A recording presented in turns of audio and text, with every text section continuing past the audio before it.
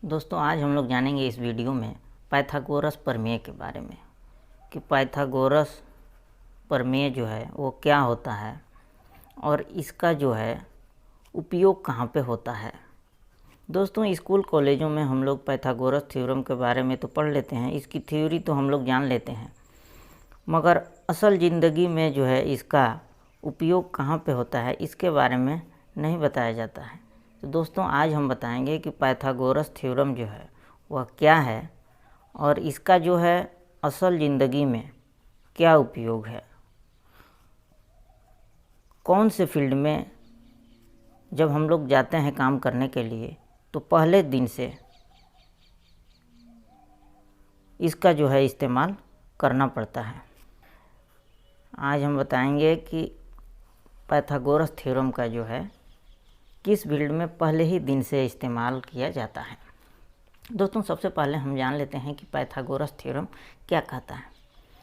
दोस्तों Pythagoras theorem कहता है कि किसी भी समकोण त्रिभुज में किसमें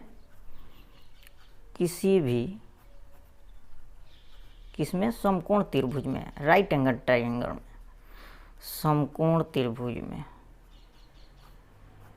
कंडीशन है कि त्रिभुज जो है वो समकोण होना चाहिए। समकोण त्रिभुज में कर्ण का वर्ग यानी कि हाइपोटेनस, कर्ण का वर्ग आधार के वर्ग यानी कि बेस के आधार के वर्ग यानी कि बेस के वर्ग और लंब के वर्ग यानी कि परपेंडिकुलर का वर्ग, लंब के वर्ग के योग के बराबर होता है, योग के बराबर होता है,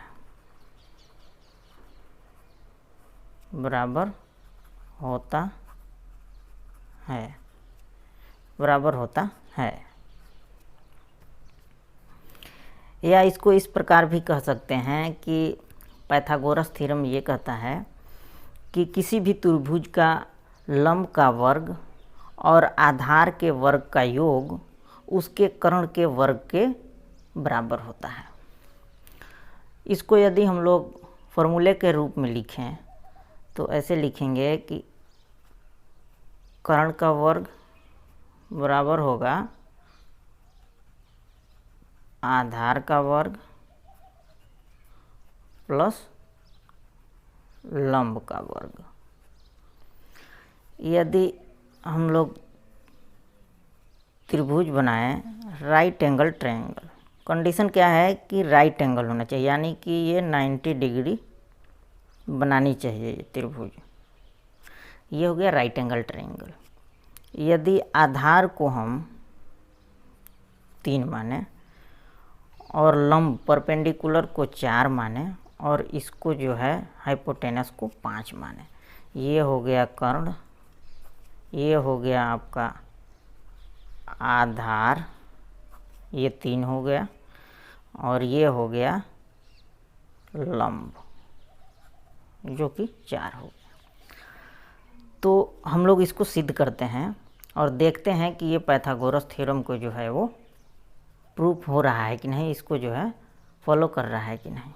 इसका वर्ग इसके वर्ग और इसके वर्ग के योग के बराबर होना चाहिए, ये फार्मूला कह रहा है। तो मान लीजिए कि ये जो है कर्ण 5 है, आधार 3 है और लंब 4 है। आइए देखते हैं प्रूव करके। कर्ण का वर्ग यानी कि 5 का वर्ग बराबर होना चाहिए आधार का वर्ग यानी कि 3 के वर्ग के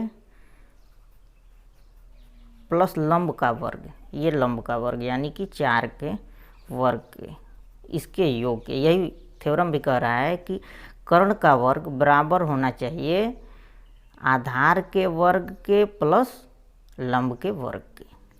इसको हम लोग सिंप्लीफाई करते हैं तो 5 बच्चे हो जाएगा 25 और 3 का वर्ग करते हैं तो 3 तिहाई 9 और 4 का वर्ग करते हैं तो 4 चौके 16। इसको और सिंप्लीफाई करते हैं तो 25 का 25 इज इक्वल टू 16 9 25। यानी कि कर्ण का वर्ग आधार के वर्ग और लंब के वर्ग के योग के क्या है, बराबर है। यानी कि 25 इधर भी है और 25 जो है इसका योग के वर्ग के बराबर भी है। यानी कि जो है ये पाइथागोरस थ्योरम क्या है, फॉलो कर रहा है। दोस्तों ये है पाइथागोरस थ्योरम। अब इसका उपयोग कहाँ होता है इसके बारे में हम आपको बताते हैं। दोस्तों जब भी हम सिविल इंजीनियरिंग करने के बाद से जब हम लोग साइट पे जाते हैं, वहाँ पे किसी भी चीज़ का जब कंस्ट्रक्शन चल रहा होता है तो साइट पे पहले ही दिन इस थ्योरम का उपयोग होता है या प्रयोग होता है। जैसे मान लीजिए कि ये हमारा क्या है, प्लॉट है, ये हमारा प्लॉट है और इसमें जो है एक बिल्डिंग बनानी है, तो इसका पहले ही दिन इस्तेमाल होता है। इसका इस्तेमाल होता है प्लॉट को गुनिया करने में, या प्लॉट में जो भी बिल्डिंगें बन रही है उसको गुनिया करने में। ये इसका पहला ही कंडीशन है कि राइट एंगल ट्रायंगल होना चाहिए। तो दो भुजाओं को, दो लाइनों को, दो दीवारों को ये क्या करता है, राइट एंगल करता है, यानी कि गुनिया करता है। तो इसका इस्तेमाल पहले दिन, मिस्त्री भी इसका इस्तेमाल करता है। वो थ्योरम नहीं पढ़ा है लेकिन इंजीनियर बताता है कि ऐसे ऐसे करके गुनिया करना है, तो प्रैक्टिकली जो है इस थ्योरम का उपयोग करता है, लेकिन थ्योरेटिकली उसको मालूम नहीं रहता है कि ऐसा क्यों करते हैं। तो गुनिया करने को जब भी आप बोलेंगे तो वो गुनिया इसी तरीके से करेगा। इसको फील्ड में बोलते हैं 3 4 5। 3 4 5 मेथड से जो है वो गुनिया करता है कोई भी मिस्त्री। इस पे क्या करेगा कि 3 मीटर ले लेगा। यहाँ पे हम आपको समझाते हैं। तो इस प्लॉट में क्या करना है कि एक बिल्डिंग बनानी है, ये बिल्डिंग हमको बनानी है। तो मान लीजिए कि ये जो है 30 मीटर लंबी हो गई, तो इसको क्या करना है, और ये 40 मीटर, 30 मीटर चौड़ी हो गई, ये 40 मीटर लंबी है। तो इसको जो है इसके सापेक्ष ये जो है एकदम 90 डिग्री होना चाहिए। ये गुनिया में होना चाहिए दीवार, ये भी दीवार गुनिया में होना चाहिए, ये भी। तो इसके पैरेलल हम ये जो है लाइन सीधा ले लेते हैं। अब इसको जो है सीधा लेना है, यहाँ पे गुनिया में लेना है। तो हम क्या करेंगे कि यहाँ पे हम 3 ले लेंगे, 3 4 5 वाला मेथड लगाएंगे और इस धागे पे क्या करेंगे, यहाँ पे एक धागा लगाएंगे, एक पेग यहाँ लगाएंगे खूंटी, और एक जो है यहाँ पे धागा सीधा कर लेंगे। यहाँ पे 3 मीटर ले लेंगे और यहाँ पे हम लोग क्या करेंगे, एक धागा, एक यहाँ पे एक खूंटी पेग लगा के और यहाँ पे सीधा ले लेंगे और यहाँ पे 4 मीटर ले लेंगे। और ये जहाँ पे कट होगा, ये जहाँ पे कट होगा, इसको मिलाने का कोशिश करेंगे। ये मिलाएंगे, ये ऐसे हम लोग मिलाएंगे। जहाँ पे ये आकर के दोनों पॉइंट एकदम मैच कर जाएगा, 3 4 और ये 5 मीटर हो जाएगा। एग्जैक्ट 5 मीटर पे हम लोग मिलाएंगे। जहाँ पे 5 मीटर पे मिल जाएगा, ये अगर अंदर बाहर होगा तो 5 मीटर से ज़्यादा होगा, बाहर होगा, अंदर होगा तो 5 मीटर से कम होगा। जब ये दोनों लाइनें रेखाएं जो है 5 मीटर सीधा आगे के मिल जाएंगी, तो ये जो है ऑटोमेटिक ये जो है 90 डिग्री हो जाएगा, ये राइट एंगल हो जाएगा, यानी कि ये गुनिया हो जाएगा। सेम उसी प्रकार जो है इसको हम लोग गुनिया करेंगे। यहाँ पे हम लोग चलेंगे 3, किसी पे भी चल सकते हैं, किसी पे भी 4 चल सकते हैं। यहाँ 4 चलें तो यहाँ 3 मीटर लें, यहाँ 4 मीटर लें तो यहाँ 3 मीटर लें, तो यहाँ 4 मीटर ले लेंगे और फिर इसको ये से मिला देंगे। तो ये हो जाएगा 3 4 5 मेथड से ये हो गया, ये यहाँ पे गुनिया हो गई, ये 90 डिग्री बन गया। अच्छा, फिर वैसे ही इसको हम लोग चलते हैं और फिर ये लाइन लेंगे, सीधा लेंगे लाइन, धागे को लेंगे, यहाँ पे 3 चलेंगे, फिर यहाँ पे 4 चलेंगे और इसको जो है हम लोग मिला देंगे, ये 5 हो गया, ये 90 डिग्री हो गया।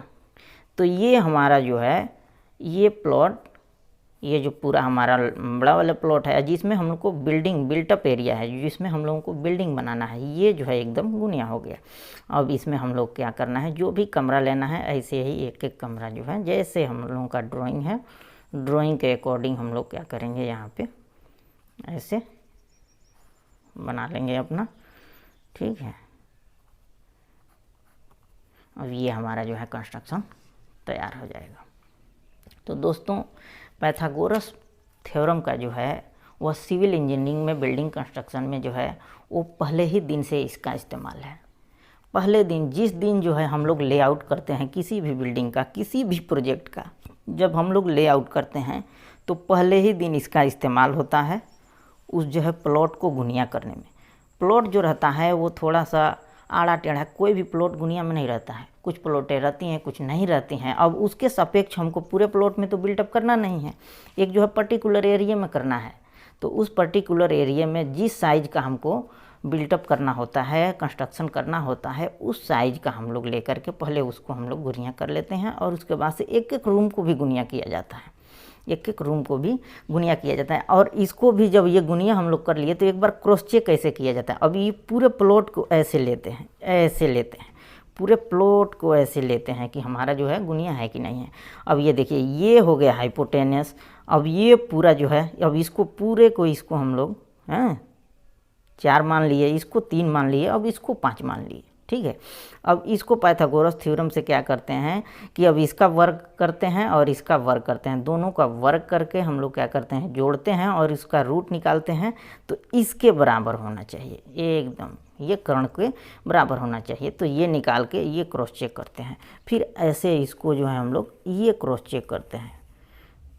तो हमारा जो है वो पूरा जो है प्लॉट गुनिया में हो जाता है। उसके बाद एक एक रूम को भी जब हम लोग बैठाते हैं तो एक एक रूम को भी हम क्या करते हैं, गुनिया करके चेक कर लेते हैं कि एक एक रूम भी जो है हमारा गुनिया में है कि नहीं है, राइट एंगल में है कि नहीं है। तो दोस्तों ये है पाइथागोरस थ्योरम का उपयोग। यह थ्योरम बहुत ही उपयोगी है कंस्ट्रक्शन लाइन के लिहाज से, सिविल इंजीनियर के लिए, अच्छे स्किल्ड मिस्त्री के लिए जो है साइट पे इसका इस्तेमाल करते हैं, कंस्ट्रक्शन फील्ड में जो भी काम करते हैं। तो दोस्तों यह वीडियो हमारा आपको कैसा लगा हमें कमेंट करके ज़रूर बताएं। हमारे चैनल को सब्सक्राइब करें और हमारे वीडियो को लाइक करें।